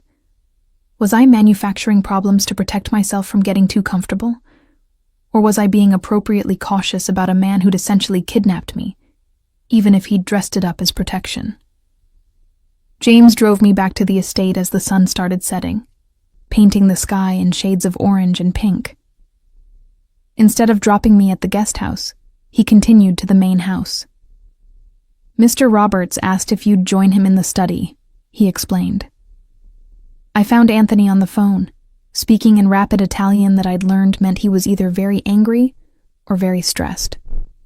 He gestured for me to sit, finishing his conversation with what sounded like a series of sharp instructions before hanging up. "Problem?" I asked. "Several." He poured himself a drink, then seemed to think better of it, and set the glass down untouched. "The Italians are pushing back on the new distribution agreement. The Russians are making noise again despite our understanding, and one of my restaurant managers was caught skimming profits." He ran a hand through his hair, disheveling it from its usual perfect style. "It's been a day." "Want to talk about it?" He looked at me with surprise. "You want to hear about my business problems? You asked me to understand your world. Hard to do that if you never let me in." I kicked off my shoes, tucking my feet under me on the sofa. "Besides, you look like you need to vent to someone." So he did. Anthony talked through his day with a frankness I hadn't expected, explaining the complicated dynamics of his various business interests, both legitimate and less so. He didn't hide the criminal elements, but framed them in context. The restaurant manager was stealing from his employees' tip pool, not from Anthony, which was why the consequences would be severe. The distribution issue involved keeping harmful drugs out of certain neighborhoods while allowing less dangerous operations to continue. Nothing was simple or entirely black and white. "Does it bother you?" he asked when he'd finished. "Knowing the details?" "It should probably bother me more than it does," I admitted. "But I keep thinking about what you said about protecting people who depend on you. It's not exactly legal, but it's not entirely evil either. That's the rationalization I use to sleep at night." He smiled without humor. "That I'm the lesser evil. That without me, worse men would control these territories and care less about collateral damage. Is that true?" "Mostly." He came to sit beside me on the sofa, close but not touching. "I've worked hard to minimize the harm my operations cause. No human trafficking, no violence against civilians, no protection rackets that actually hurt small business owners. But I'm not naive enough to think that makes me a good person. Nobody's entirely good or entirely bad," I said. "We're all just making choices and living with consequences." Spoken like someone who spent a lot of time thinking about moral ambiguity. Spoken like someone who fell in love with a complicated man and had to figure out how to reconcile that with who she thought she was. Anthony went very still. Fell in love. Past tense? I realized what I'd said, the admission I'd made without meaning to. I don't know what tense we're in anymore. "Can I tell you what tense I'm in?" He shifted to face me fully. "I'm in present continuous. I'm loving you right now, this moment. I was loving you this morning when I checked on you before you woke up because I can't help needing to see you're safe. I'll be loving you tonight when you're back in the guest house and I'm lying awake wishing you were in my bed instead. I'm always in the present tense when it comes to you, Kate. You checked on me this morning? I didn't hear you." That was the point. He touched my face gently. "I'm trying to give you space, respect your independence, but I can't help needing to see you're okay. So I compromise with myself, I check, but I don't wake you. I watch, but I don't interfere. That's still kind of creepy, Anthony. I know, I'm working on it." His hand dropped. "Dr. Harrison said you're doing much better. The supplements are working, your numbers are improving." "You talked to my doctor?" "She sends me updates. I thought you knew." I didn't. I should have been angry, but mostly I was tired of fighting the constant push and pull between his need to know everything and my need for privacy. "Can you at least ask before arranging things that involve my medical care?" "Fair. I'm sorry." He actually looked contrite. "I'll copy you on future communications with Dr. Harrison." "Thank you." We sat in silence for a moment. Then Anthony asked, "Will you stay for dinner? I had the kitchen prepare that pasta dish you liked." I should have said no. Should have maintained the boundaries between guest house and main house, between my life and his. But the truth was, I was tired of eating alone. Okay. Dinner was comfortable in a way our previous meals hadn't been. We talked about art, A new exhibition opening downtown that he wanted to take me to if I was interested. Books. He'd been reading a thriller I'd recommended months ago and wanted to discuss the ending. The baby, her increasingly aggressive kicks, the question of names we both kept avoiding. I like Clara, I said, surprising myself. It was my grandmother's name. Clara Roberts. He tested the name. I like it. Classic, but not old-fashioned. Clara Isabel Roberts, I amended. Isabel was my mother's middle name. Clara Isabel Roberts, he repeated, his voice soft. She sounds like someone important already.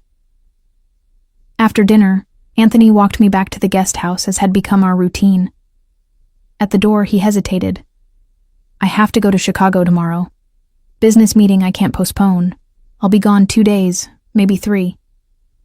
He looked uncomfortable. James will be here if you need anything, and you have my number, obviously. I'll be fine, Anthony. I managed alone for 7 months, remember? That's what worries me. He touched my face. Promise me you'll be careful. Don't go anywhere without James. Don't live my life? I pulled away slightly. You can't helicopter parent me every time you leave town. I can try. Well, stop trying. I'll be fine. He looked like he wanted to argue, but managed to restrain himself. Call me if anything feels wrong. Anything at all. I will. He kissed me goodnight, soft and lingering, his hand gentle on my stomach as if saying goodbye to Clara too. Then he was gone, walking back toward the main house with his phone already out, no doubt making arrangements for his trip. I should have felt relief at his absence, at 2 or 3 days of not navigating the complex dynamics between us. Instead, I felt strangely bereft. The next morning, I woke to a text from Anthony. Left early. James will drive you to work if you want to go in. Or you can take the day. Your choice. Miss you already.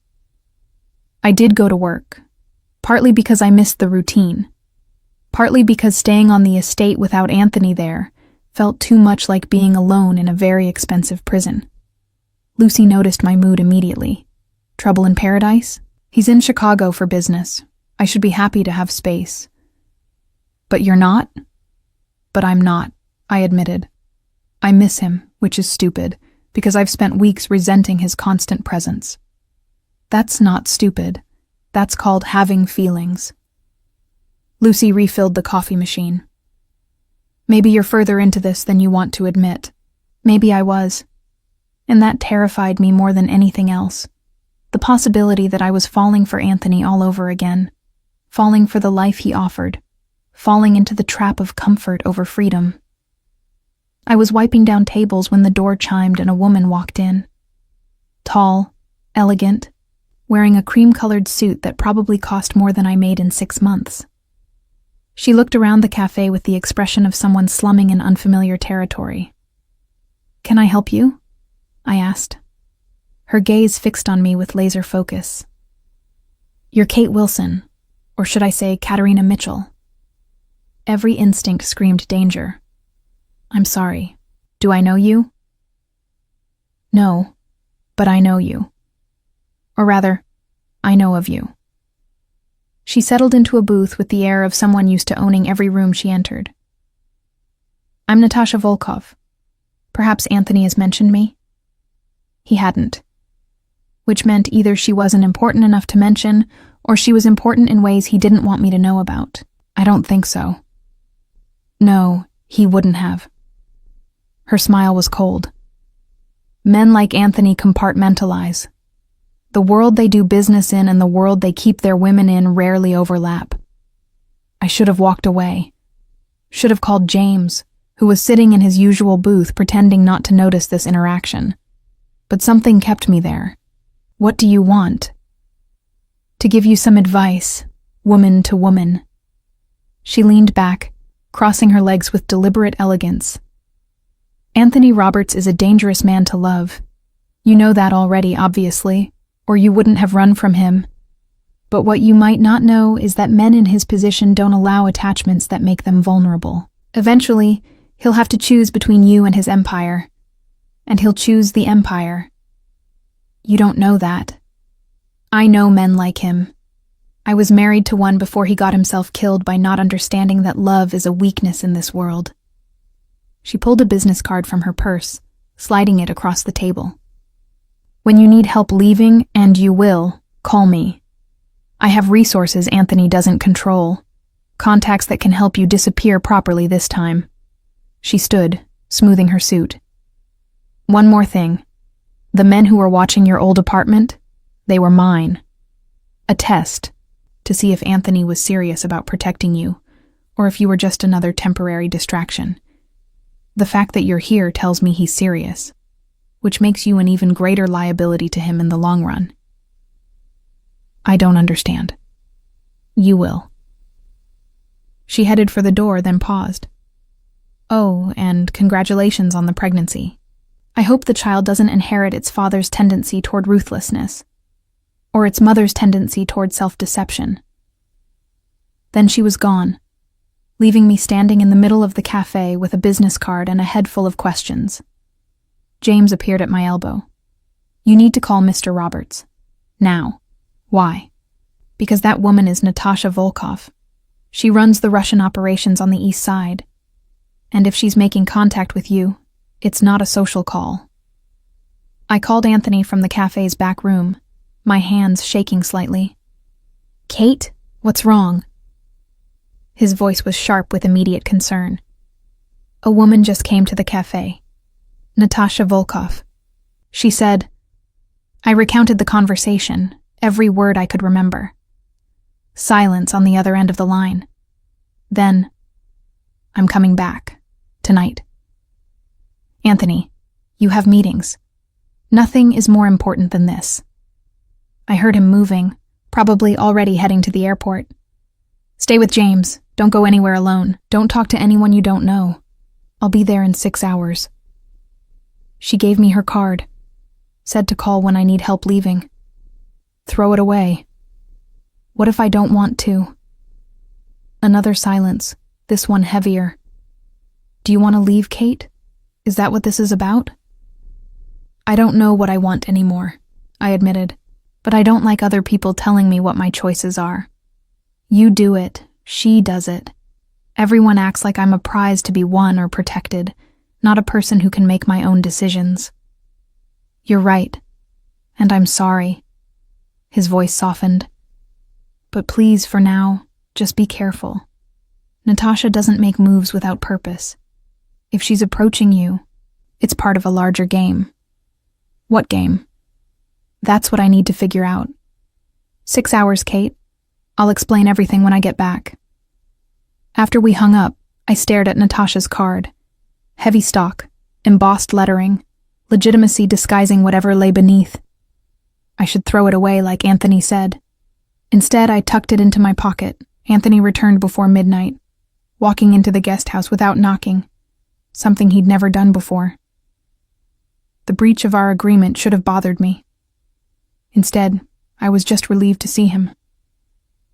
Tell me again exactly what she said. He was still in his travel clothes, looking exhausted and wired in equal measure. I went through it all again, every detail I could remember. He listened with absolute focus, his expression growing progressively darker. The men at your apartment, he said when I finished. That was her testing me, making sure I'd react, that I'd bring you here. Why would she want you to bring me here? Because it establishes a pattern. I have a weakness, and that weakness is you. He started pacing. In our world, weaknesses are leverage. Natasha knows that if she can prove I'll drop everything to protect you, she can manipulate me through you. So what do? We? He stopped pacing, looking at me intently. You're asking what we do? You said you wanted me to understand your world. Hard to do that if I don't participate in solving problems when they arise. Something shifted in his expression. You realize participating means accepting certain realities about how we handle threats. I'm beginning to. I stood, moving closer to him. Natasha scared me, Anthony. Not because of what she said, but because of how certain she sounded that you'd eventually choose the empire over me. Is she right? No. The answer was immediate, unequivocal. I would burn the entire empire before I'd give you up. That's not better. That's just a different kind of destructive choice. Then what do you want me to say? Frustration bled into his voice. That I can have both? That love and power coexist peacefully? They don't, Kate. They never have. Every choice I make affects hundreds of people who depend on me for their livelihoods. But you and Clara... His hand moved to my stomach. You're what I'm building all of it for. What's the point of an empire if I have no one to share it with? You could choose differently, walk away from it all, and let men like Natasha's late husband take over. Men who don't care about collateral damage or civilian casualties. He shook his head. I'm not naive enough to think my absence would make the world better. It would just make it more dangerous for everyone, including you. So we're trapped. You by responsibility, me by loving you. You love me. The question was quiet, hopeful. I don't want to. I touched his face, feeling the roughness of stubble he hadn't had time to shave. I've spent weeks trying not to, but I think I do anyway. Present continuous, like you said. He pulled me close, careful of my bump, his face in my hair. I'll handle Natasha. She's overstepping, and she knows it. This ends now. How? Let me worry about that. I pulled back enough to look at him. No. No more compartmentalizing. If I'm in this, I'm all in. Tell me your plan. He studied me for a long moment. Then, I'm going to make it clear that you're not leverage to be used. That touching you, approaching you, even thinking about you means war. And I'm going to demonstrate what war with me looks like in a way she won't forget. Violence. Proportional response to a threat against my family. His hand remained on my stomach. She sent men to watch you while you were pregnant and vulnerable. That's not a business move. That's a declaration of intent. I respond, or I look weak. And weakness in this world gets people killed. People like me. People like you, he confirmed. I wish I could handle this differently. Wish I could just talk and negotiate and find peaceful resolution. But that's not the language Natasha speaks. She understands power and consequences. So, I'll give her both. I should have been horrified. The old Kate, the one who'd fled 7 months ago, would have been. But this Kate, the one who'd survived alone, who'd learned that the world wasn't always fair or just, understood the terrible logic. Do what you need to do, I said. But promise me something. Anything. Promise me Clara never has to know this side of your world. That we protect her from this. I promise. She'll have choices I never did. Freedom I've never had. His forehead touched mine. We'll build something better for her. The next 3 days were tense. Anthony disappeared for long stretches, returning with expressions that told me things were being handled in ways I probably didn't want to know about. James's presence intensified. More men appeared on the estate, subtle but obvious to anyone looking. Then, on the 4th day, Anthony appeared at the guest house with flowers and an actual smile. It's done. Natasha has withdrawn her interest. You won't be hearing from her again. What did you do? Demonstrated that the cost of using you as leverage was greater than any potential benefit. He set the flowers on the kitchen counter. She's smart enough to know when to back down. That's it? It's over? That particular problem is over. There will be others. He pulled me close. There will always be others, Kate. That's the reality of my world. But I'll handle them all the same way, by making it clear that you and Clara are the line no one crosses. I should have felt relief. Instead, I felt the weight of understanding what my life would be if I stayed with Anthony. Constant low-level threat, periodic high-level crisis, and his protection as both comfort and cage. I need some air, I said. Want to walk with me? We walked through the gardens in the evening light, the same path we'd walked a dozen times. But this time felt different, heavy with unspoken questions. Ask me, Anthony said finally. Whatever you're thinking. Can we really do this? Build a life together? Raise Clara? Pretend that your world doesn't touch ours? No, he said honestly. We can't pretend, but we can build walls high enough and strong enough that she's protected from the worst of it, and we can make sure she knows she's loved above everything else. What if it's not enough? Then we adjust. We figure it out together. He stopped walking, turning to face me fully. I know I'm asking you to accept a lot. Danger, complexity, constant awareness that threats exist. But I'm also offering you everything I have. Protection, resources, devotion, a family. Is it a fair trade? Probably not. But it's the only one I can make. I looked at this man who'd upended my life twice now, first by sweeping me into his world, then by refusing to let me leave it. This man who was both my greatest fear and my safest harbor. I'm still scared, I admitted. Good. Fear keeps you sharp, keeps you careful. His hand found mine. But don't let it keep you from living, from loving, from building something worth protecting. Is that what we're doing? Building something worth protecting? I am. He pulled me close. Every day, every choice, every move I make, it's all about building a world where you and Clara can thrive, where you're safe enough to paint in your studio, where she's free enough to become whoever she wants to be. That's a lot of pressure to put on one relationship. Maybe, but I've never been good at doing things halfway. We walked back to the guest house as darkness fell and the estate lights began to glow against the approaching night. At my door, Anthony hesitated. Can I stay tonight? Just sleep beside you, I need... He stopped, looking vulnerable in a way I rarely saw. I need to know you're here, that you're safe, that this is real. I should have said no, should have maintained the boundaries between his world and mine. But I was tired of boundaries, tired of protecting myself from something I wanted anyway. Okay. We lay in bed together for the first time in 8 months, my back against his chest, his arm draped carefully over my waist, hand resting on my bump. Clara kicked against his palm, and I felt him smile against my shoulder. She's active tonight. She likes you. She doesn't even know me yet. She knows your voice. She knows when you're near. She kicks more when you're here. Smart girl. He kissed my shoulder. Gets that from her mother. We lay in comfortable silence, listening to each other breathe, feeling Clara's occasional movements between us.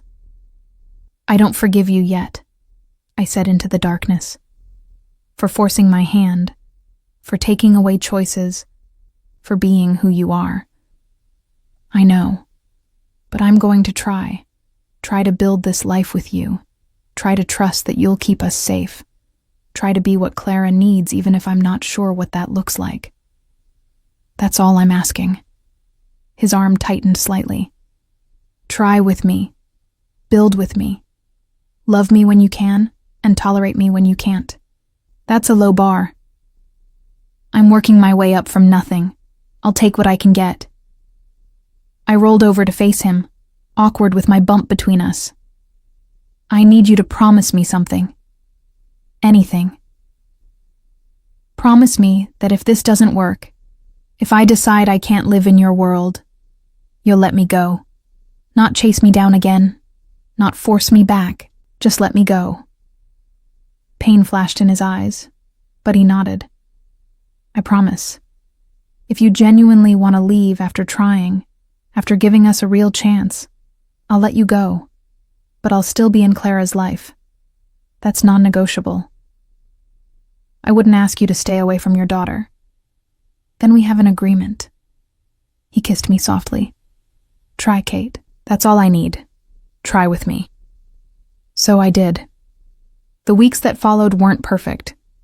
We argued about his overprotectiveness, about my insistence on maintaining independence, about 100 small choices that tested our compromise. But we also laughed. Planned for Clara's arrival, painted together in the studio, built something that looked, increasingly, like a life. 6 weeks before my due date, Anthony woke me in the middle of the night. Marry me.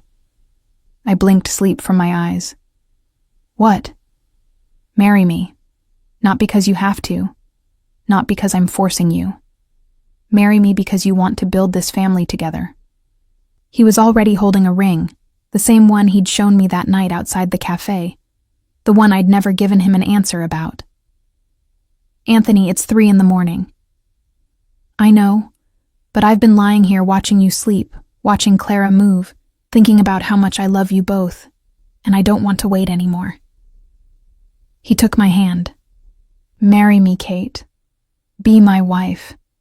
Let me be the father Clara's birth certificate says I am. Make this real and legal and permanent.